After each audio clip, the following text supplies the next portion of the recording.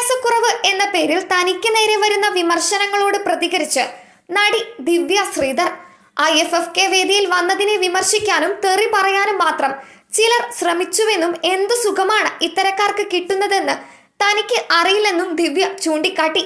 ഇക്കാരണത്താൽ കുറെ പേരെ താൻ ബ്ലോക്ക് ചെയ്തെന്നും അക്കൗണ്ടുകളിൽ നിന്ന് ഒഴിവാക്കിയെന്നും ദിവ്യ മാധ്യമങ്ങളോട് പ്രതികരിച്ചു. വെറും പണം കണ്ടിട്ടാണ് വിദ്യാഭ്യാസമില്ല എന്നൊക്കെ എന്നെക്കുറിച്ച് പറയുന്ന കുറെ കമന്റുകൾ ഞാൻ കണ്ടിരുന്നു. എന്ത് സുഖമാണ് ഇവർക്ക് കിട്ടുന്നത്. എൻ്റെ ഏട്ടന് പ്രശ്നമില്ലെങ്കിൽ പിന്നെ നിങ്ങൾക്കൊക്കെ എന്തിൻ്റെ കേടാണ്. എൻ്റെ ഏട്ടൻ എന്നെ കല്യാണം കഴിച്ചത് എല്ലാം അറിഞ്ഞുകൊണ്ടാണ്, പിന്നെ നിങ്ങൾക്കൊക്കെ എന്തിൻ്റെ സുഖേടാണെന്ന് ദിവ്യ ചോദിച്ചു. വിദ്യാഭ്യാസം കുറെ ഉണ്ടായതുകൊണ്ട് എല്ലാം ആകുമോ? ഏട്ടനെ സ്നേഹിക്കുന്ന ഒരു പെണ്ണിനെ മതി, അതിന് എന്നെ കൊണ്ട് പറ്റുന്നുണ്ട്, മക്കൾക്കും പറ്റുന്നുണ്ട്, അതിലാർക്കും ഒരു സംശയങ്ങളോ ഒന്നും വേണ്ട. ഇനി ഇതും ചൊറിയാൻ കുറെ ആൾക്കാരുണ്ടാകും, അവർ ചൊറിഞ്ഞോട്ടെ, ദിവ്യ പ്രതികരിച്ചു. അതേസമയം ഏട്ടന് ആദ്യമായി അവാർഡ് കിട്ടിയപ്പോൾ ഒപ്പം ഉണ്ടാകാൻ കഴിഞ്ഞതിൽ വളരെയധികം സന്തോഷമുണ്ടെന്നും ദിവ്യ പറഞ്ഞു.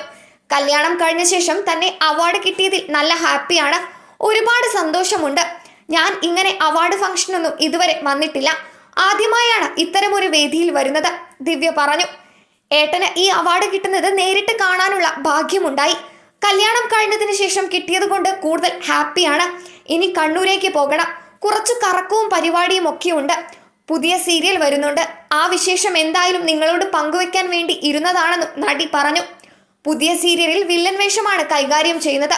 നായികയുടെ അമ്മയായിട്ടാണ് വേഷം ചെയ്യുന്നത്. എൻ്റെ പുതിയ സിനിമയും റിലീസാകാൻ പോവുകയാണ്.